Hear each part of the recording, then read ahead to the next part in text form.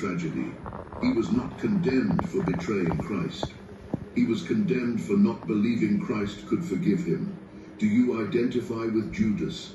Have you done something so terrible that you believe God cannot forgive you? Have you sold Christ for 30 pieces of modern silver, money, pleasure, social acceptance, and now live in crushing guilt?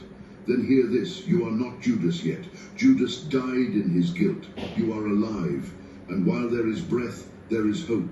Christ can forgive anything, absolutely anything, except the lack of repentance. Don't seek the rope, seek the cross, because on that cross Christ died for betrayals like yours and mine, and he rose to offer you new life. Judas could have been restored. He could have been the apostle of extreme mercy. Instead, he chose to be the eternal warning.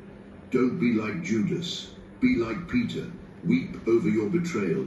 Then return to the feet of Christ and allow him to restore you.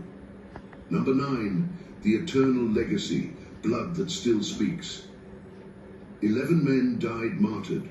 1 died by suicide. And the world was never the same again. When you examine the deaths of the apostles, a chilling pattern emerges. No one dies for a lie they invented. People can die for a lie they believe is true. Thousands of extremists have done so, but no one dies for a lie they know is a lie. The apostles were not deceived fanatics. They were eyewitnesses. They touched the risen Christ, ate with him, spoke with him. If the resurrection was a fraud, they knew it. And when Rome offered them a simple way out, just say Jesus didn't rise and we'll let you go free, they could have done it without consequences. But they didn't. Peter could have avoided the cross by saying, "We were wrong, Jesus is still dead." Instead, he demanded to be crucified upside down. James could have dodged the sword by saying, "It was collective hallucination." Instead, he extended his neck. Bartholomew could have stopped the flaying by saying, "We invented the story." Instead, he sang while they tore off his skin. Thomas could have avoided the spears by saying, "We just wanted to create a religion." Instead, he preached until his last breath in a foreign land. 11 men preferred to die tortured rather than deny what they witnessed. That's not fanaticism, it's evidence. Bloody evidence, but evidence nonetheless. And their blood still speaks. Tertullian, father of the early church, wrote, "The blood of the martyrs is the seed of the church." Every martyred apostle sowed thousands of conversions. Every public execution strengthened the faith of those who observed, because the world can kill the body, but it cannot destroy a true testimony. Today, 2,000 years later, there are more than 2.4 billion Christians on the planet.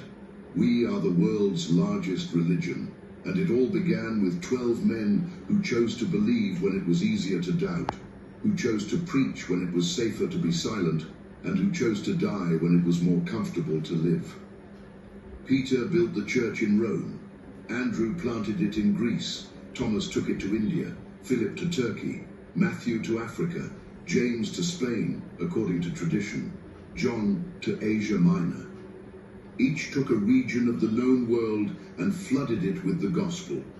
Not with armies, with testimonies, not with swords, with sacrifices.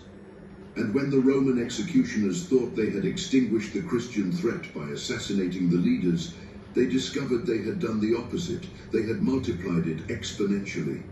As Jesus said, "Unless a kernel of wheat falls to the ground and dies, it remains only a single seed. But if it dies, it produces many seeds." John 12:24.